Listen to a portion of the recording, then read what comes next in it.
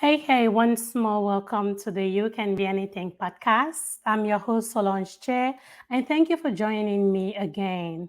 It's been a fortnight, and I've done what I do best look for the best among us. So, those people who are willing to talk to us about what they do and bring them up here to share their stories, to share their experiences, and to be a source of inspiration to someone out there.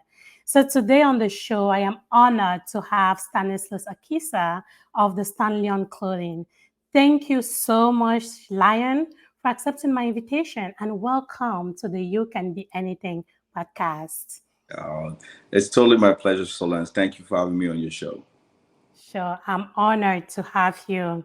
Again, a lot of people know you as the designer, La Star. Everybody who has worn some kind of designer clothing, especially here in the US and maybe across, knows you. But for someone listening to us who doesn't know much about you, who Mhm. would you say you are? How can you introduce yourself? Well, yeah, I should you formally introduce. My name is Stanislaus Akisah. My friends call me Lion, or at least that's my kind of name. I hail from Bamako Dop, and grew up in Bamenda in Cameroon. Been in the United States for a minute. I'm a married gentleman with three kids. And my background is nursing. I was a nurse for about 15 years before transitioning into fashion. Been into fashion for about 7 years as of now. Currently, the creative director at Stanlion Clothing, which has been in existence since 2016. Wow, that's a big one. Earlier today, we were just talking. I was talking with my sister on our House of Child Girls live show, and we're talking about doing what you have to do while you find that passion. In the little introduction you've just made, I can see that deep within you, you're a designer. But Yeah, yes, you did nursing for those years that you have to do and switch to what you do, and now you do it with a lot of love. yeah, That yeah. is awesome. Yeah, fashion has and design has always been something for me. It was natural, right? Growing up, even back in school, remember in high school, in PCHS Bameda, I used to design my own uniform differently. I started designing my uniform to look like a suit. Back then, I'll get in trouble with it in school, but I'll go to my tailor, and I have him put some special effects on my jacket to just look different. But when I got to this, I went to nursing school. I actually really loved being a nurse or being in healthcare. Being in healthcare, I Mm. actually always wanted to be a medical doctor, but because of the shortcomings of our country and everything, I went to nursing school back home at St. Louis Institute, then moved to the States, and then went through the whole ropes. Did it, with all my heart, but generally, I just figured at some point the answer was no for me. If I asked myself, do I want to retire doing and then that answer was no, and then I had to figure out what was that passionate thing that I can do, that I jump up and wake up every morning with no hesitation to take it full head on.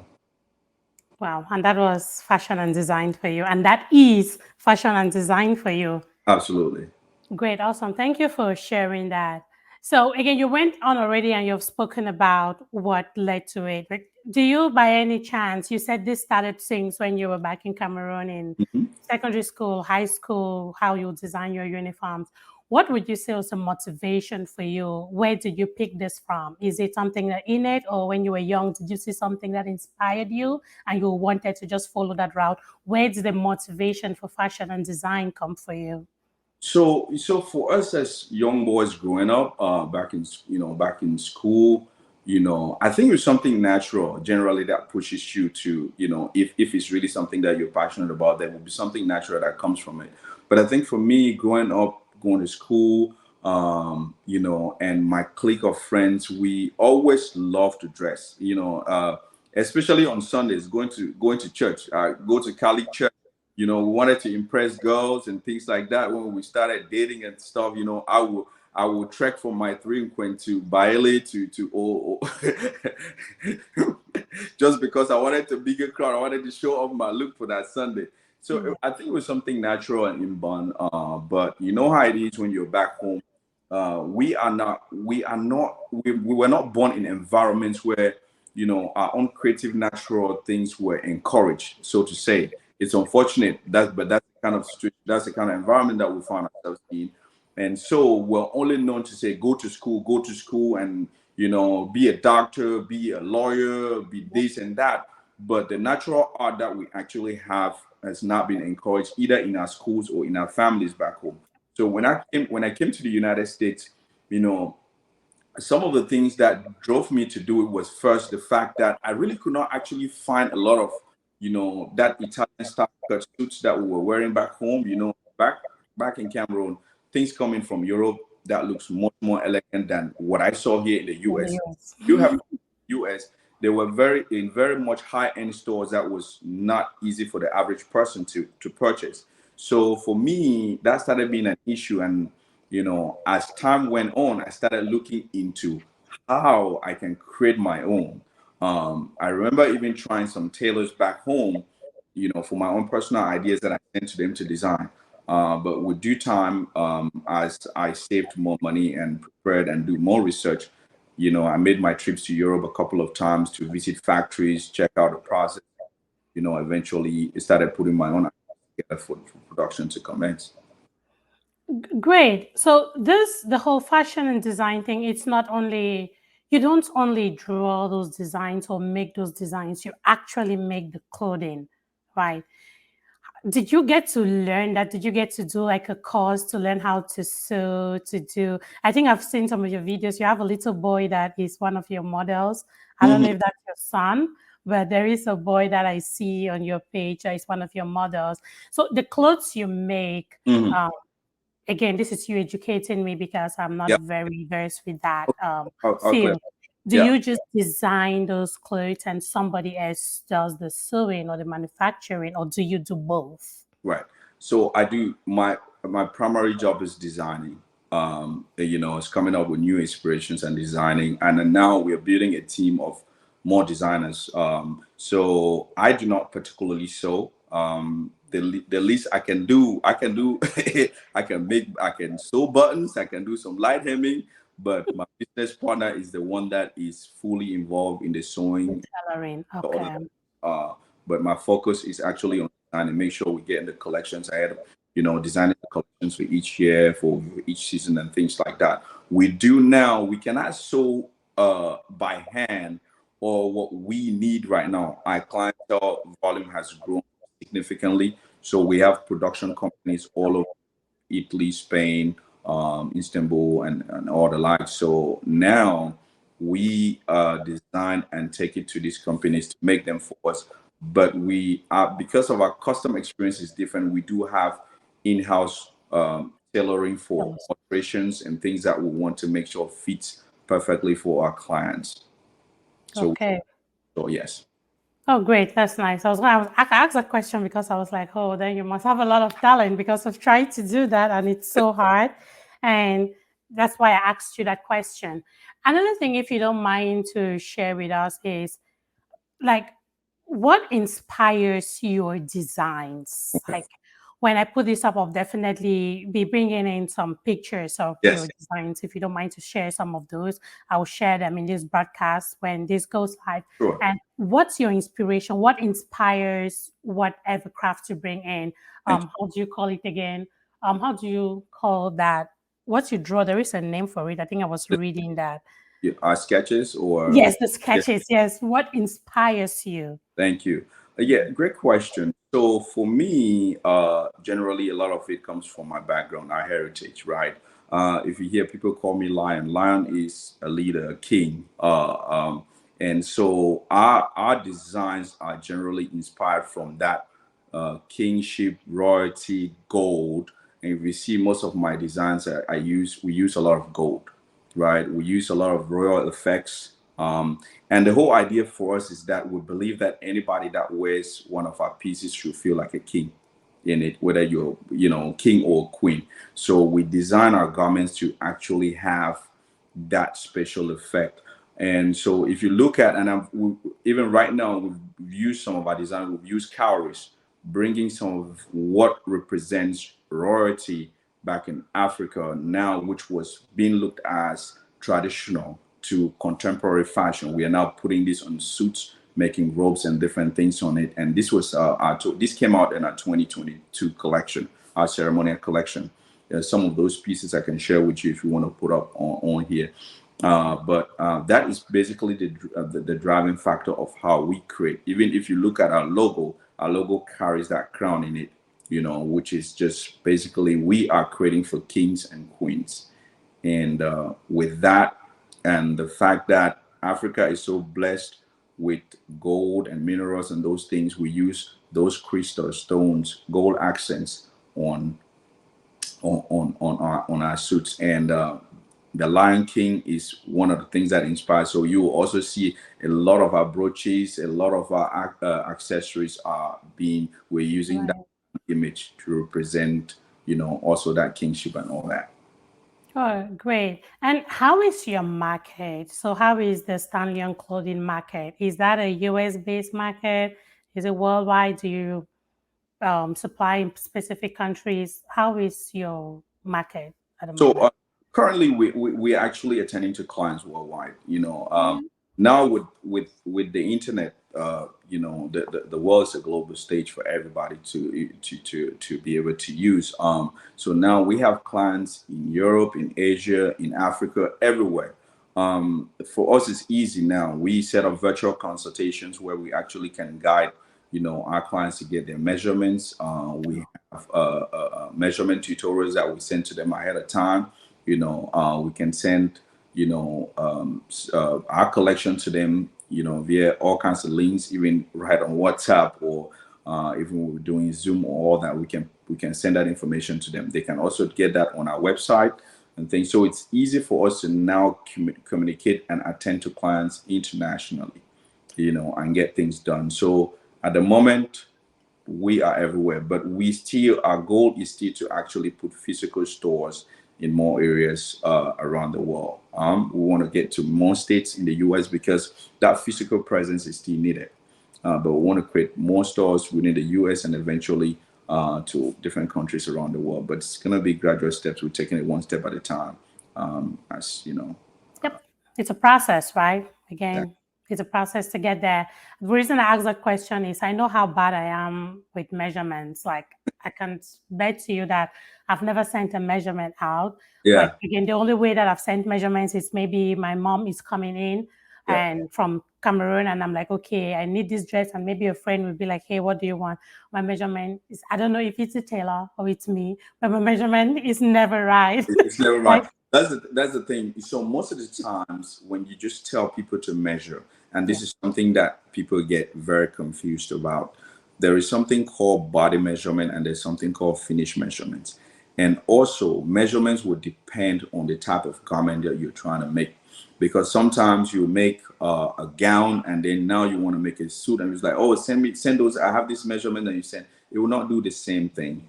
So generally, when we measure our clients, what we do is just getting their body measurements. Now, based on the particular garment or the particular clothes that we're constructing, and it's desired fitting for that clothes, then we add what we call the gap in between that Mhm. to give the desired fitting for people. So this is what we heavy on our tutorials, and that's why for us, for our distant clients or our clients that are in different countries around the world, we want to actually be on the video to watch why whoever is measuring, we can see and guide the measurement process to make sure that we get the desired measurements and they will be happy with their end product.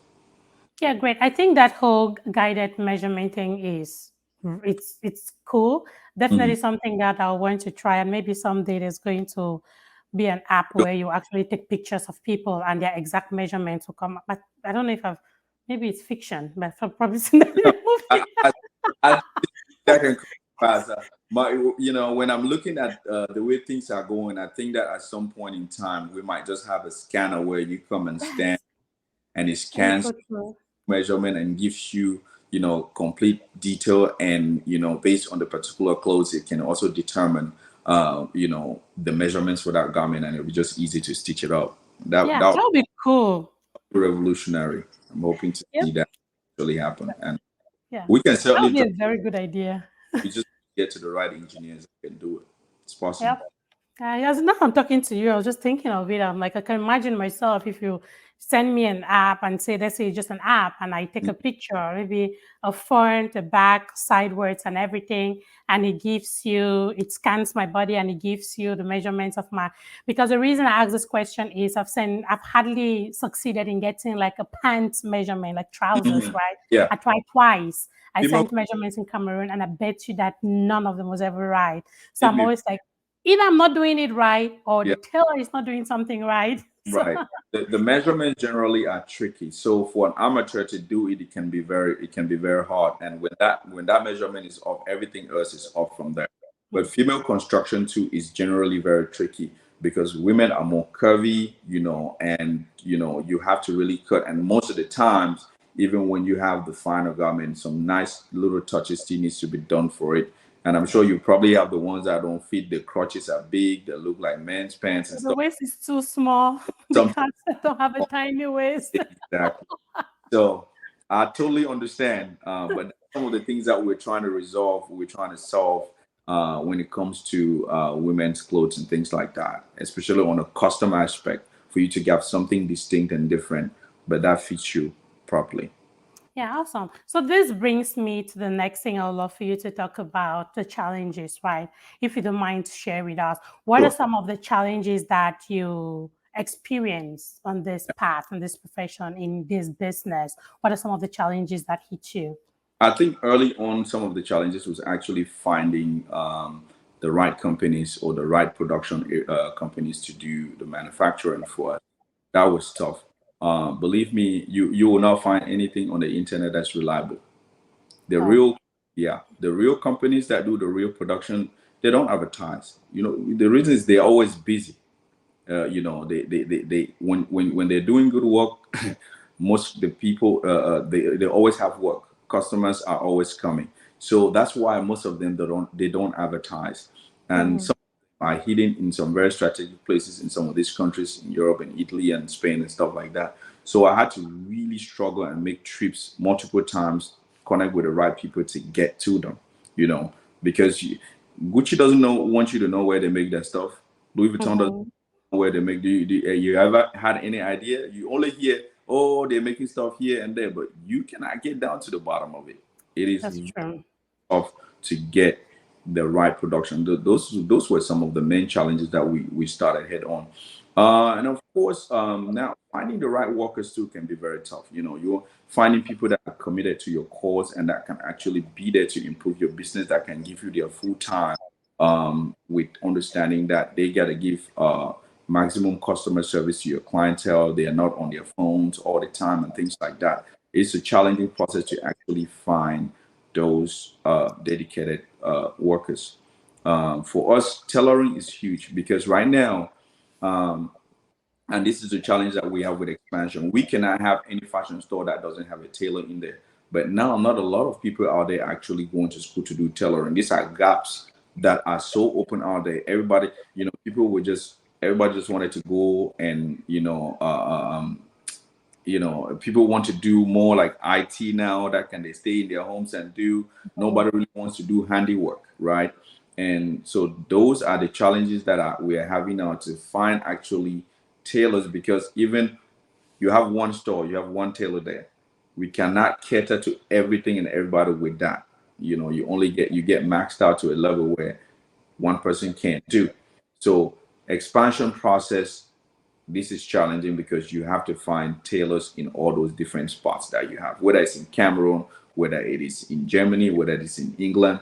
You have to have that to be able to continue to complete that same process for custom suit to get that desired effect. So I think those are the main challenges that we have now. And yeah, every other thing it's minuscule, but those are the top three things that I can think of right now. Yeah, and again, I'll definitely back your whole idea of tailors and stuff. I don't think a lot. I know growing up, it's something that I saw people. My mom is a seamstress. She used to sew, and so she has a restaurant before Your transitioning fully. She mom sews. not catch up to the girl. And I sit every day. I was talking to my daughter this morning, and we have a hand sewing machine. So Wow, she is one little girl that every day she tells me that she wants to grow up and be a fashion designer. that's And really so I'll do stuff. I'll be like, okay, we're gonna buy push, some more push things. push her to that if that's really something that she's Yeah, she interested in. likes Expose her to it, because it. Yeah. that's the thing too that I've one of my daughters, she picks up on it, and I just saw the last time she picked a face mask that she wore from school. She has a little doll, and she decided to like make a dress with it, and I took that. I had to develop it, and then now I'm actually gonna make her birthday dress with it. You Oh, know, great! You see, look at that. that was inspired by Uncle. Yeah.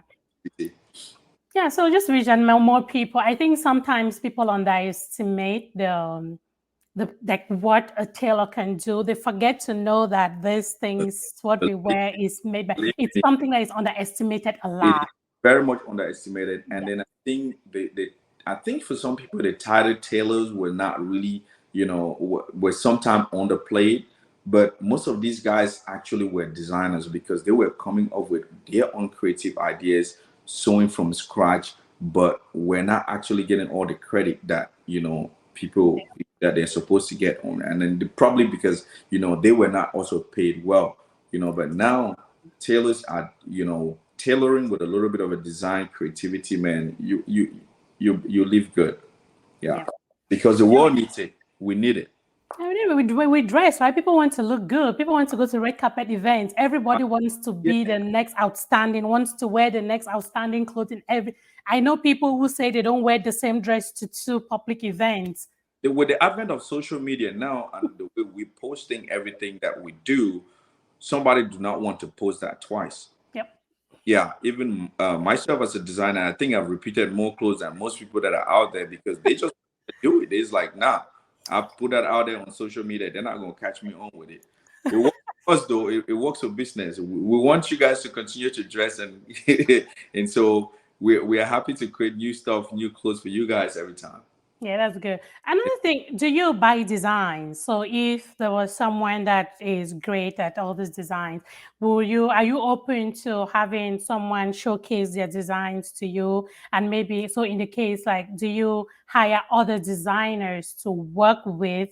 Because I know there are people who, like, they will make design, they don't have the resources Yeah. to go ahead and complete it, but at least they have that vision, they can put Mhm. it down and do stuff, but they cannot take it to an end. Is that something that you're either doing or you're considering in the future? No, very much considering that. As of now, we are designing everything that we do, just us within, because at the moment the weight is not heavy enough. It's not too heavy for us to carry. Okay. But by next year, I think we will need more designers to the team, because this thing is, you cannot, to create a business to be successful, it cannot revolve only around you. Then you'll probably create it will eventually actually being like creating a struggle for yourself, because in order for the business to grow, we have to be able to have these ideas replicated in so many different ways, Mhm. be able to tap into all the young folks that are coming into the business that understand this design, and then we can use that to actually grow the brand will be great. So we are very much open to, bringing young designers in. Either they want to work with us full time, or they just want to, bring their designs and sell it off. Or we're happy to buy it, sign the right documents, and and we're very much open to that. That only makes the brand to evolve, and makes yeah, available more options out there for our clients. So yeah, if we are close out to that, then we don't really want to grow. Yeah, that's good. It came to my mind. I was like, okay, let me throw this at you. That's a good one. Yeah, So, if you don't mind, again, you're talking to me. I take what you tell me and I throw it there, and I make sure that whoever listens to this just picks the best information because you show that willingness to share. right. So, if you were to talk to your younger self, Yeah. right? Like, so you need to talk to the Stanlo of 10, 15, 20 years from now, what Yes. would you do differently? What would you tell your younger self? I would tell myself to be fearless. I think that fear or the lack of belief in self is one of the things that has held so many of us back. Because one of the challenges is people always think, what will other people say? What if I don't make it? What if I open a store and it fails?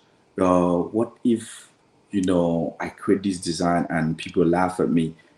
Nah, my younger self, I'm going to use this word, maybe not good. Do not give a shit. As long as you can think it, you feel it in your heart, that's the right, go for it. Go for it. Even if you fail forward. There has not been anybody that has succeeded in anything that actually did not fail. And when you fail, actually, you learn Yep. from it. Right. And I've listened to people like Denzel Washington a lot. They inspire me a lot because it's something he says. It's like fail, but fail forward. Mm. And no matter how challenging it is, if you cannot run, you walk. If you cannot walk, you crawl. But by all means, do not stop. Just keep moving one step at a time because some point you will get to your final destination. And when I started, I had this battle with my brain. Was it time for me to, open a store? I was going back and forth with myself. I had things holding me back, whether I was ready or not, whether the store would succeed. Will I be able to, cover a whole, be able to make anything to cover the overhead cost? Will I be able to balance it with being a nurse at the time and running a store, and things like that. All that was things that I had to battle with. But the most beautiful thing is that I was able to overcome that. But there are some people that are not able to overcome this fear. And the thing that's what I'll say, man, fight that fear in you because the only way you can move forward is actually learn from your failures and then just continue to push it and push it. And also, I would say to anybody that's listening, if you have that talent in you and anything has been holding you from it, or you have people around you that will, how you tell your opinion to somebody and they tell you, nah, I don't think you can Forget do that it. thing. No, Yeah. they project their fears on you and then it turns to affect you and kills your dream. No, don't. When you have your ideas that are good, sometimes you do not have to tell everybody Yep. because you tell a small-minded person because And they'll they don't, kill it. yeah, they'll kill it. They don't think in the same frame like you. They don't have the same visual because God doesn't give all this vision. It doesn't give the same vision to all of us. Yeah. When you have it, you're driven, you have that mind. I just believe that we should do it. We should do. Just go ahead and do it and then start figuring out from there. You cannot have it all together before you start. Nobody ever had it together. Even the Steve Jobs in the world did not have it all together before they started. They Yep. started and then figured it out on the way. And again, that just leads me back to what I was going to ask you next is, hey, what would you tell a young man or woman who is in this same field or who has aspirations? Forget about our kids, they are still young, but yes, Right. we want to continue to, if they show that interest, we want to help nurse Yeah. them, right?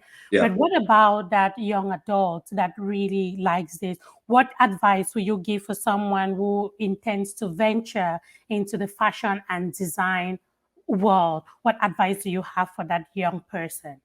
Go venture. Why wait? What are you waiting for? Go venture. Go for it. Go for it. Absolutely go for it.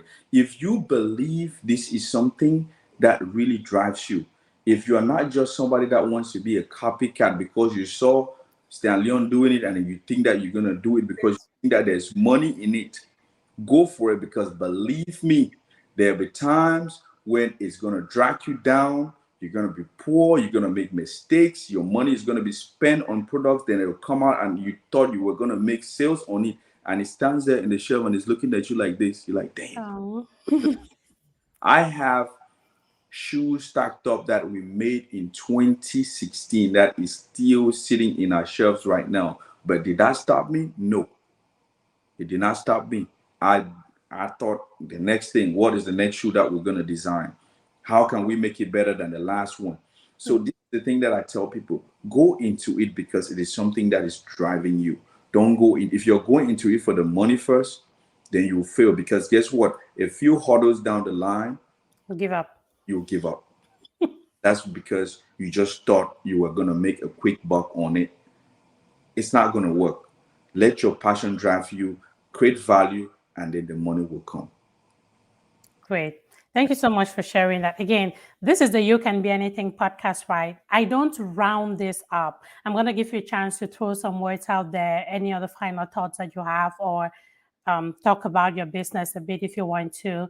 But before we get there, one Yeah. thing that you don't leave my platform without doing is I give you that mic and I want you to simulate standing on the tallest skyscraper of the world, and you need to talk to someone. We don't care who it is. It could just be one person that listens to you and takes your word for it. What is that one thing that you can stand up there and tell anybody that cares to listen? The mic is yours, Lion. Well, you know what it is. They don't call me lion for nothing.